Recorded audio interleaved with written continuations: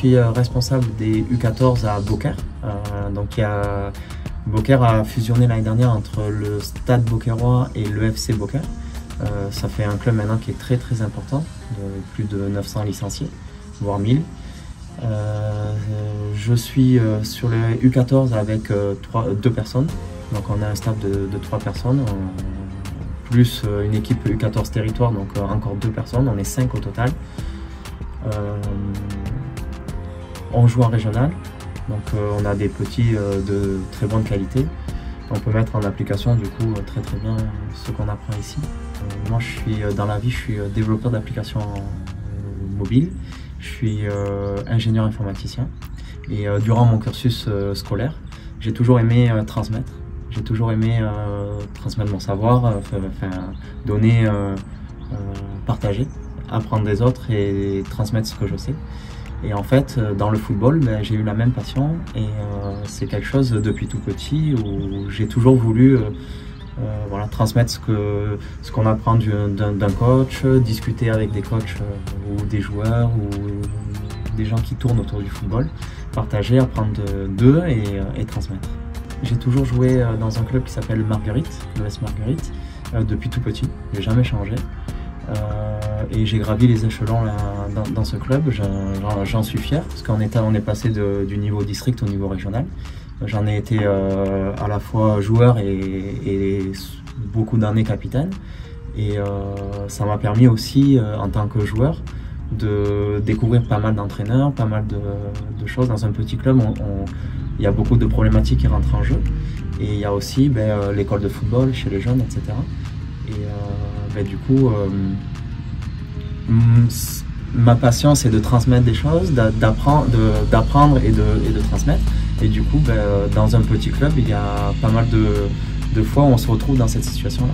On peut aller encadrer des jeunes, moi j'ai dû restructurer en fait toute l'école de football parce que déjà ça m'a passionné.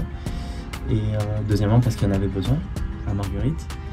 Et ça m'a permis de savoir que je voulais faire ça. Passé le BMF il y a en 2016-2017, j'avais déjà passé quelques modules. Et j'ai fait une petite pause parce que j'ai eu un 3e enfant et après le rythme de la vie ne me le permettait pas. Mais aujourd'hui c'était le bon moment. C'était le bon moment de remettre les crampons sur les terrains là, pour la formation et de passer une étape. Moi ce que j'aime bien dans tout ça, c'est des fois on survole un petit peu les notions football. Et là c'est d'aller chercher des informations chez des experts. Et là les formateurs ils sont tous experts, chacun dans leur domaine. Et c'est ça que j'aime. C'est avoir l'avis, et je pose beaucoup de questions sur divers sujets, parce que je veux avoir ces avis-là, les avis d'experts, et ils sont ici, au BE. Je me répète un peu, mais ma motivation journalière, c'est de toujours essayer de découvrir des expériences d'autres personnes, d'autres stagiaires, d'autres formateurs, etc. Alors déjà on a repris un petit peu parce qu'il y avait un mois qui était passé avec la première semaine, donc en fait le BEF est très déstabilisant. Voilà. Je ne m'attendais pas à ça. On découvre des manières de fonctionner qui me plaisent parce que c'est très presque informatique. C'est-à-dire si ce joueur fait ça, alors l'autre fait ça, etc. Et ainsi de suite. Donc si le premier fait ça, le deuxième fait quoi, le troisième fait quoi. Donc ça me plaît aussi. Parce qu'il y a un raisonnement football et logique. Voilà. Et donc on a repris un petit peu toutes ces bases-là et on avance sur nos projets et sur notre personnalité aussi. Parce qu'on a fait, ils ont fait intervenir quelqu'un qui est expert dans les personnalités, etc. Et on a travaillé aussi sur notre personnalité et quand on fait un test de personnalité, en fait, on va trouver pas nos défauts et nos qualités, mais notre façon de voir les choses.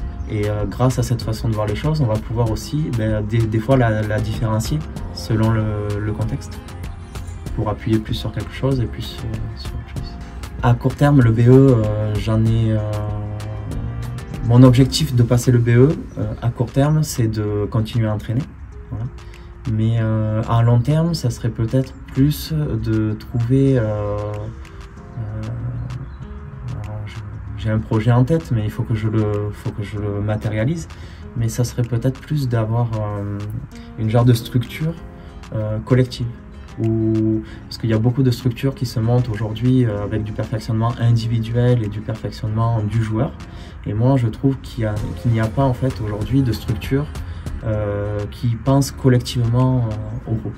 Il y a les clubs, et si on veut être expert dans ce domaine-là, il faudrait pouvoir aussi avoir des centres de perfectionnement collectifs.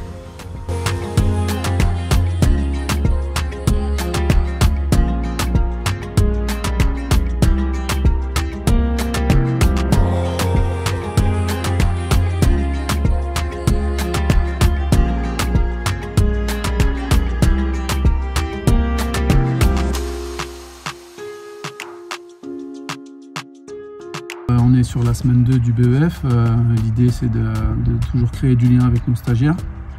On est sur une dominante sur la PA, sur la motricité, donc il y a eu pas mal d'échanges, de partage d'expérience, notamment avec Sébastien Mignotte aujourd'hui sur la motricité, des travails de groupe. Voilà. Après, sur les aspects offensifs, on a travaillé sur l'attaque placée.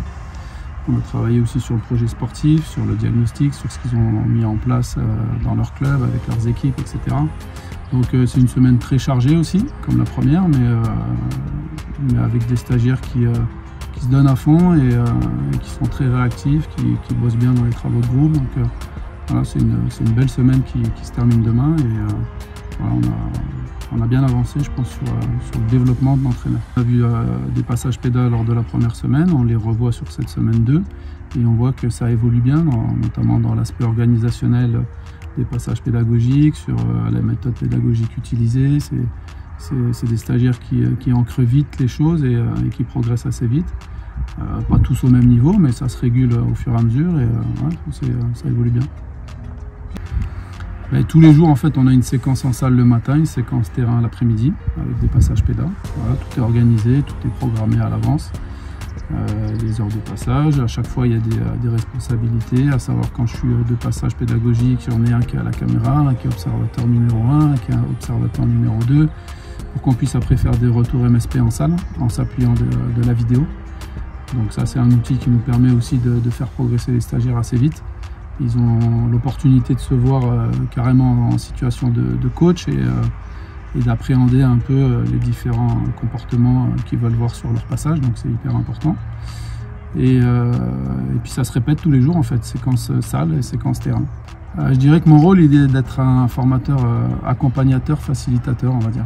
On est là pour accompagner les stagiaires du mieux possible dans leur année de formation, de les mettre dans les meilleures dispositions et conditions pour qu'ils puissent s'épanouir, se construire aussi, je dirais, qu'ils fassent une introspection aussi sur eux, comment ils sont eux en tant que coach. La connaissance de soi, c'est une partie importante du BEF. Là.